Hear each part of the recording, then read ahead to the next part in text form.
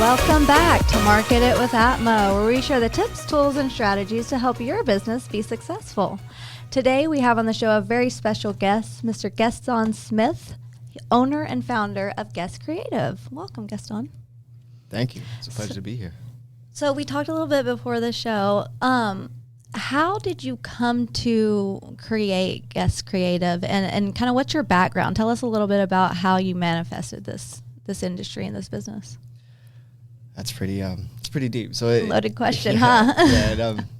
There's a lot of alignment at play, but it started out with my initial curiosity for creativity, drawing, art, things like that. I've had very artistic parents, and artistic and entrepreneurial parents. They chase their own freedom. They chase their own opportunities, and so that's something I kept in mind as I continued to grow. I had a younger sister, and her name was Talia Vasse, and she had cerebral palsy. She had special needs, and we would always look for homes to accommodate for her special needs when I was younger. But my mom had trouble finding like ADA accessible homes at that time. Wow. And so, jokingly, when I was around 12 years old, my mom suggested to me that I should become an architect one day to design a home for your sister, and I kept that at heart. And as I grew and went through my high school career, and I was making the decision of where I wanted to go to school and things like that, that idea popped back into my head based on a lot of things I had done as a kid. Arts. My mom had bought a home design program when I was younger, so I was able to design homes and see how space was created and manipulated. I could draw like a square on the ground and extrude it up, and now it's a volume. Now I'm understanding how space is if I extrude it to a certain height. So, Go mom. That it was really a powerful tool that she gave me, and so then I started applying to colleges, and I ended up going to USC for architecture. Nice. That was a blessing, and so I went to Los Angeles, studied architecture, and that got me into designing structures and buildings and things like that. And a long journey in between that got me into creating movable space. So it's architecture like as freedom, pretty much. So I combined the brick and mortar fixed concept that we all know and love and experience, and tried to create a new opportunity for people to have access, which goes back to why I started designing in the first place, of accessibility for my sisters. So I want to create accessible spaces for others to give them access to whatever it is that can empower them to become the best version of themselves, or for their business, getting that profit, getting that growth, getting that exposure. Yeah, that's amazing. You did not talk with me about that on our previous call. That's really inspiring. And it's good for us to realize that everyone in this world, especially in this community, I mean, they need to have that ADA compliance, right? And for you to take it and just run with it is amazing. So can you tell the audience a little bit more about exactly what type of spaces and on what level you're doing these spaces and what they're for? So what we create right now is, like I said, we're reimagining how space is utilized. So we take trailers and modify them to be useful spaces depending on whatever the business practice or service may be. For example, like a landscaping business may find benefit in having a mobile tool shed or a command center where they have, like a whiteboard where they can plan out their projects for the day, maybe the hydration area, so they make sure to stay hydrated, and floodlights all around to make sure that they can work either in day or night. So just giving them flexibility so they can take, their operation mobily and not just throw everything in the back of a truck or in the back of a industrial trailer where they just have tools. So just giving them more opportunity and flexibility with their business to help make everything more efficient and with their operation. Absolutely. So that's one example. Then another is like retail. So obviously, people love to shop, but you can't replace the experience of a brand. You can buy things online, most people do, but when you want to really connect with the brand, and the brand really wants to connect to their consumer, they have to have a space that allows people to remember their brand, to connect with their brand. Yes. And this gives the opportunity for them to not only go to their community with the brand instead of having to have a brick and mortar space that may not be the best location for what they're selling at that time for their market. It gives them more of an opportunity to test out the waters, see what kind of customers really resonate with who they are, and then from there they can scale and they can replicate that same space and do it in a different market, or they can understand where their market is best fit and then build that traditional brick and mortar space as their hub and use these trailers as like a scout ant that goes out and fills out where the next market may be. Man, I mean, I didn't even think about that when I was looking. The quality of what you're talking about when you go to your website is amazing. I would have never expected it. It's kind of reminds me of the similarity and the mini homes that they really expanded with in Austin. They're just really nice quality, but you're on a whole nother scale, more of an executive quality scale, would you say? Yes. Yeah. That's amazing, especially for the construction industry, or, I mean, lawn service as well, but construction, you've got executives showing up on site in suits and ties sometimes, checking things out. They need a focus point, and if you know anything about construction, it's terrible to drive to and drive from. So you're really optimizing these business owners' times and availability. Right. There's so many places. You're local to Arlington, right? Yes. There's so many places in Arlington, to your point about clothes and buying them online. I have to go to a lot of different events. So I can't just opt for buying online. I have to make sure that it fits. You know, maximizing my time, I'll just go in and get what I want. And there's so many places that either don't have dressing rooms or can't utilize them, but for them to have a mobile availability to go to different places, kind of like a food truck, would you say? Exactly. Okay. All right. So I use that kind of as I looked at some of, when you want to understand like a creative way of doing things, you kind of look at how people do things when they don't have as much resources as others. So like when you look at some of the smaller businesses, they did that out of necessity. They didn't have the funds to create an entire restaurant or to build an entire restaurant. So they created food trucks so they can be more mobile and have lower overhead, and they can go to wherever their customers may be and find the foot traffic. So you see that with food trucks, you see that with barbershops, mobile barbershops, you see that with nail salons, things like that. And a few like mobile practitioners, like pet grooming, things like that. So those are like the first adopters of this kind of idea and this way of thinking. And so I saw that and I said, okay, if that can be I see what people without resources can do. So what happens if I offer this solution to people with resources as well? What can they do with it? And how can that affect the way our whole like ecosystem is set? Because now you have movable spaces that can empower communities in some way, or just overall just connect with their people on a face-to-face level, and not just we have the store over here, but we're going to be at this park at this time, or at this this mall at this time, or anything like that. They could find locations that create exclusivity, create hype, create all those things where it's like we're excited to go and see what experience they have today. Yeah. So how do you you said you went to Los Angeles and then came back here. So where are you located now? Where are you trying to really plant your seed with your business, bringing it from LA to here? It's a totally different demographic. Have you run into any hurdles or ran into any variables that are drastically different from Los Angeles to here? So Guest Creative has grown with me as I've grown as an individual and as a business owner. So when I started Guest Creative, it started as a logo design and branding company for small businesses and entrepreneurs.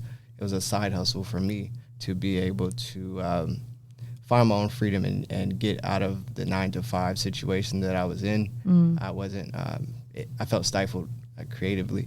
And so I used the skill sets that I garnered through USC of learning graphic design software and things like that. And I self-taught myself on how to properly create logos and brand identities that express the true nature of the person that is running the business. And so I would create like questionnaires for my for my clients so that I could truly understand who they were on a deeper level, what they're looking for, and what their desires were. And so in doing that, that's how I started to create that freedom for myself out in Los Angeles.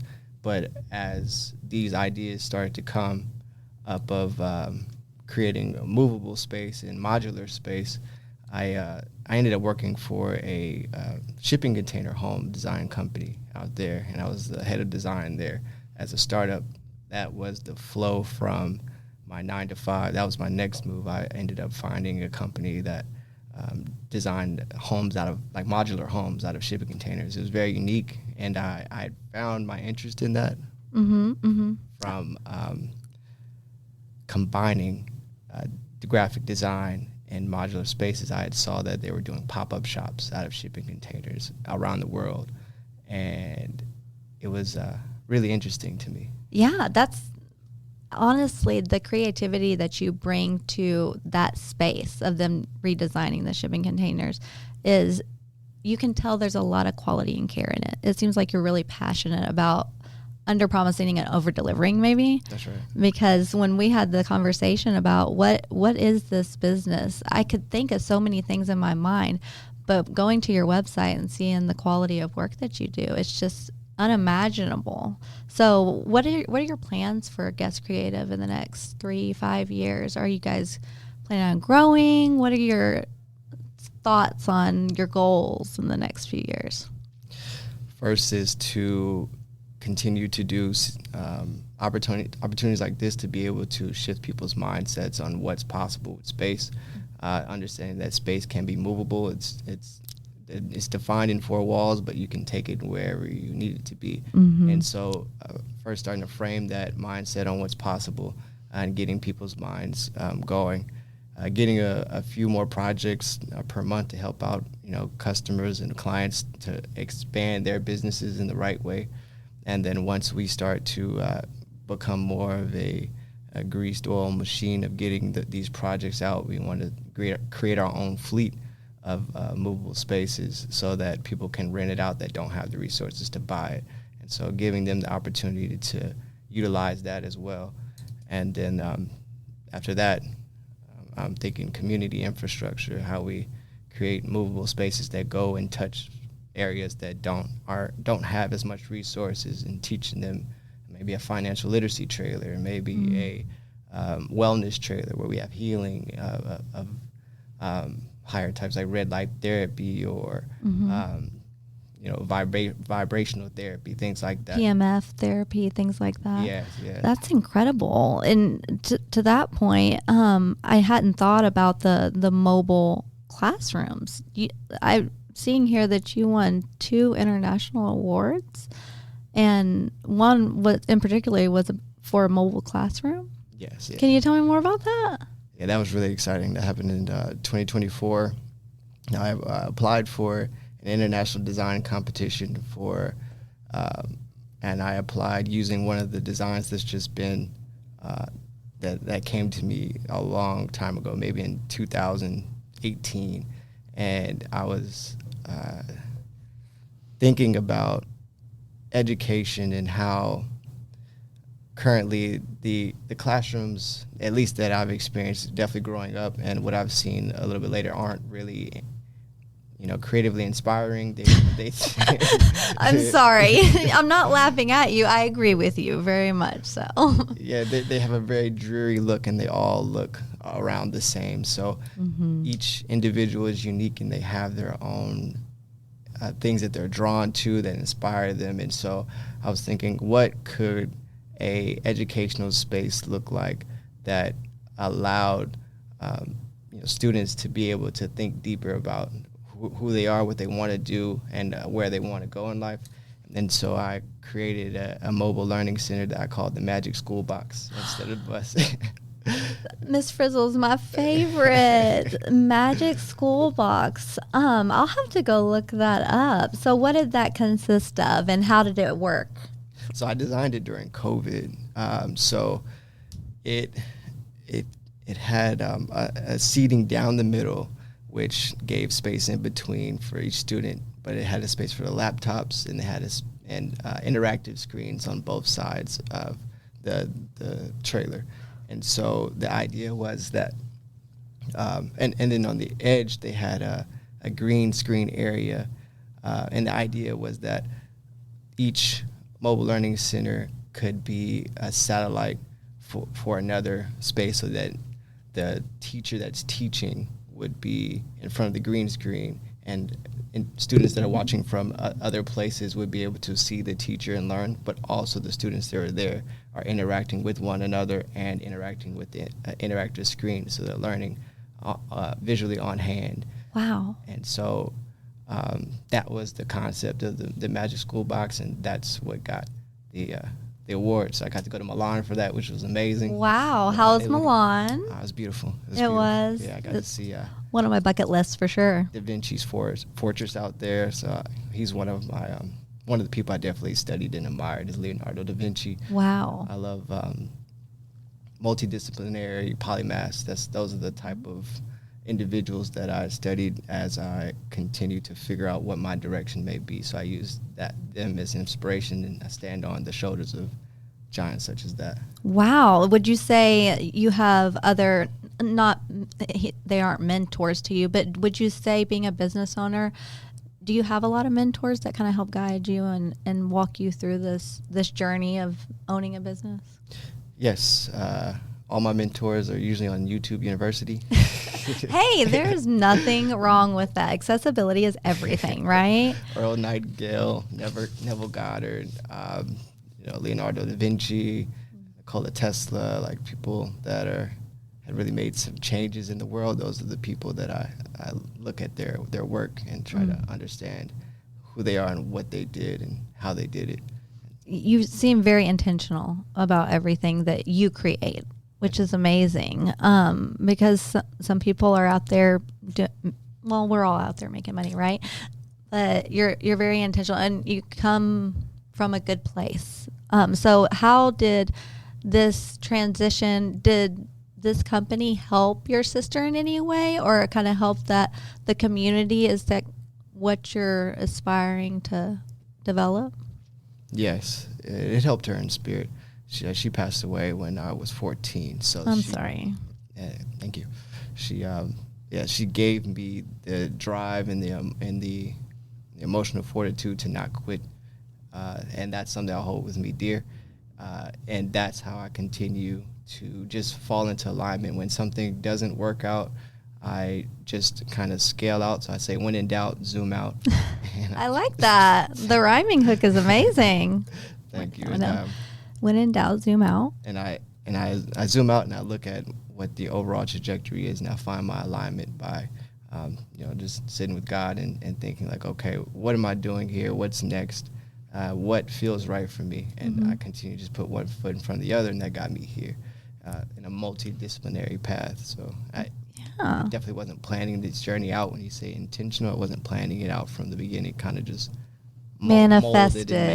Yeah. So you architecture is your passion, though, at the core of everything. That's right. You truly love developing and creating, right? That's right. So can you tell me, because we work off of at Advent Trinity the build, launch, grow, scale methodology. So how would your process look with your owners? Because you're working with owners of small businesses, mid-size or large, right?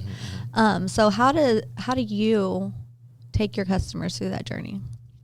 So we have an assessment tool on our website that it's a very comprehensive questionnaire that allows the owner to think through their business and how they could be used mobily, but also help us understand what their real goals are and what their limitations and their budget is. And so we reverse engineer it from there. And so we say, okay, you have this budget, you have this concept that you'd like to have, and you'd like to do this with your business. And then so we look for solutions that can fit all of those criteria. And so that's why I work with multiple fabrication partners around the U.S. that I've curated and been to their factory and understand how they work and build good relationships with the people on their team, so that I'll look for the trailer that best fits their use case. So Right. it's like a learning center, maybe a 40-foot trailer, but if you just have a mobile boutique, maybe you only need 16-foot. And so it's like I'm looking at all of those things and finding a good solution for you to make sure that it doesn't break your bank, but also making sure that you own your space. Yeah. And you can build on your own terms. Wow. That's incredible. It really is. So you're national. You can really help any business owner, not just here in the Grand Prairie, Arlington area. That's right. Because this is a very tactile, you have to be kind of on site, but with those partnerships, I mean, that's got to leverage a lot in the different areas. So how do you scale that? How do you reach those business owners in your local area and outside of your local area? What's your process right now? Right now it's just authenticity and getting the message out and in the most organic way that I can, because at times I thought about doing a certain kind of marketing, but I hadn't figured out how I wanted to articulate the message yet. Yeah, create the foundation, right? Yeah, and so I was working to create the foundation and make sure that the whole base is strong, the concept is strong, and the direction is strong, and the vision. And so how I scale that is going to be to continue to get the word out and still to take on really interesting projects at the time that I can showcase, and then start putting on YouTube and Instagram and TikTok and all that kind of stuff, just so that people can get in the right places. And in the meantime, between time, a lot of cold calling, a lot of LinkedIn. Networking, right? Networking, things like that, just connecting with decision makers to put it in front of their face, like, oh, this is a possibility. Right. I would have never thought of it until we had that conversation, and going to your website, the visual is so much more impactful than talking about it, because people can talk about mobile anything all day long. But the quality, I'm thinking about just getting one and traveling around the world in it, a freelance professional, right? Mobile podcast studio. There you go. I like that, actually. Okay, we're going to talk to the CEO after this. So funding and partnerships, are you wanting to work with nonprofits? How are you scaling your business in terms of partnerships? Or are you right now? Right now we're not, but going forward, like I said, we're looking to scale to different markets around the U.S. to be able to have those opportunities for other cities. But Dallas-Fort Worth is my base hub because my family's here, and I wanted to come here to build with my family. And we actually have a outdoor venue space in Fort Worth. It's called Vase Rendezvous. It's named after my sister for if you have any wedding venues or events or corporate events that you'd like to throw, that's a family business of mine, and that's another core reason why we moved out here, why I moved back here. And there's a lot of opportunity for me to set mobile spaces because it's a 10-acre piece of land right off of Lake Arlington. Man. And so it'll be a really amazing space to have mobile spaces there, food trucks, and have festivals and all those kind of things as well. So there's a lot of moving parts. And so just find that alignment in creating this. Yeah, that's amazing. Thinking about it, I've been a bridesmaid, I don't know how many times, but taking those pictures in huge areas to have a mobile anything to kind of with the photographer so that you can take pictures inside, and you have my brain just stirring. There's so many capabilities that you can really create. So how do you hone that in as a business owner? How do you hone in and really stay aligned with your strategy and your process that you've created? Do you have struggles with staying in that alignment? What have you overcome as a business owner that you can help other business owners with?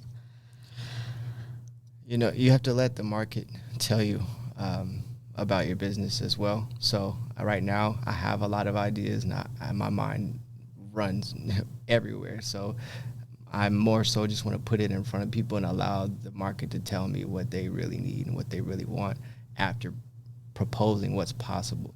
And so as I continue to show visuals of all the things that can be done, as I start to get more projects of built projects where they should see it in activation, more minds are going to shift, more brains are going to start going down that creative route. Oh, we can do this too, or we can do this too. So I'm kind of moving along that lane and trying to stay in alignment, just continuing to refine the vision and keep taking steps forward, making the right connections, crossing my T's and dotting my I's along the way. Yeah. So you're really in the launch phase kind of your business, really spreading that brand awareness and letting people know your capabilities, which is amazing. So what is the time frame of beginning to end for you when you start working with a new client to develop one of these mobile office or mobile podcast room like this one?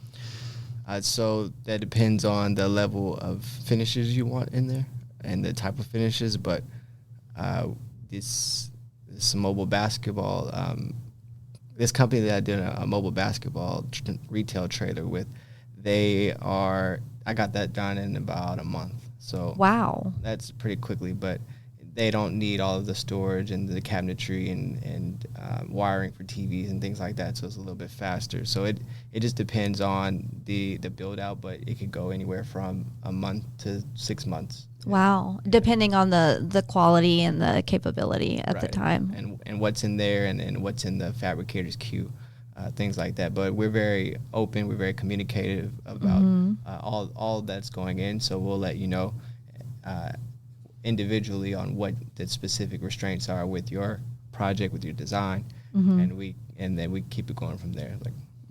Wow, you really kind of hit a sweet spot in the market that a lot of people haven't even gotten close to touching. So brand awareness is really important to you right now, and building that relationship. We're very big about building relationships here, it's not sales at all. If you call me a salesperson, by the way, I'll be very upset. But that relationship's important because people buy from people they know, like, and trust. And the keyword of marketing is market. So to your point, I mean, listening to what the people in the area or in any area need, and you being present and creating those relationships is invaluable, I would say. I've got like 5 people to introduce you to myself now. I'm excited to meet them. Yes, and other podcasts as well. We want to help grow the community, right? And I feel like partnering with people that own businesses like yours is really going to help amplify that. And at the end of the day, I think that's our goal, everyone's goal, hopefully. So can you tell us any other things that you find... Cindy, cut that.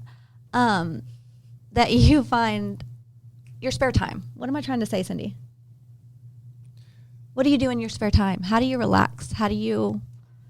Got you. Okay. Yeah. And go. So in my spare time, I do a lot of things, but what I have gotten into in the past 5 years is martial arts. Oh. It's been helping me connect my mind to my body and also just find a certain level of peace in watching the progression of something I put my genuine intention and effort into. And so that is my body, because we only have one body, so we have to take care of it. And I practice Jeet Kune Do, which is interesting. I haven't heard of that. That's Bruce Lee's philosophy. So that's what they call him the godfather of MMA. So he basically he was one of the first to combine multiple martial arts disciplines together to create his own. And basically that's what Jeet Kune Do is an expression of self in combat form by understanding all of the variations of combat. So I got really deep into the philosophical part of that as well as the practical, actual part of it. So I train it a lot. I play basketball. I hang out with family. I like to... Do you think that's important as a business owner?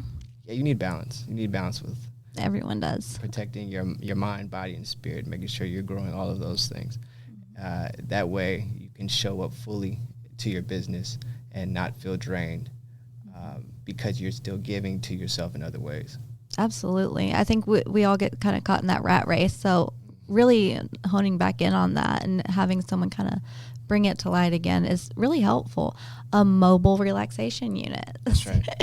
I've got some. I think I'm going to end up working for you too on this one. Let's do it, story. So, is there any other kind of insights you want to give us, I like to ask at the end of every podcast, if you could give the other business owners any advice, what's one hurdle you overcame or a lesson you learned that you'd like to give advice to business owners that are just starting out as well? I think to truly master your business, because there's so many different ways of creating value to this world, you have to figure out what that value is in yourself, and you have to really take the time to reflect and figure out where you need to put in work or where your strengths are, just understanding where those are so that you can show up in your business authentically and not show up with a facade of trying to do something that you can't sustain. And so I feel like finding that resonance and that peace within yourself, and then your business is going to flow because you're putting in genuine effort, you're putting in alignment, you're making better decisions, not decisions based off of survival or based off of ego or based off of trying to project something that you're not really doing. And so people feel that, right? I mean, people can feel when you're not authentic. Yes. And so to your point, I love that advice for myself even, because if you're not enjoying what you do, you're not going to be good at it, right? Right. Would you say? 100%. So, at the end of the day, how do our listeners get in contact with you? What platforms are you on? What's your website? Can you give us a little more info on that? You can visit guestcreative.com, www.guessscreative.com. Mm-hmm. I'm also on LinkedIn, Gueston Smith. You can find me there. If you want to see some of my martial arts or anything like on my personal level, my Instagram is Gueston Cordae, GUESTON CORDAE, and our company Instagram is Guest Creative, @Guest Creative. So it's very simple. Wow. Well, thank you so much for sharing that. I encourage everyone to go and look at these. It's inspiring. Thank you for coming on the show today, and I can't wait to have you back on in 6 months to see where you are. Thank you, Story. I'm Thank excited. you. And to all of our listeners out there, if you'd like to go visit Gueston or set up a meeting with him, please go to his website or contact me directly. And until next time,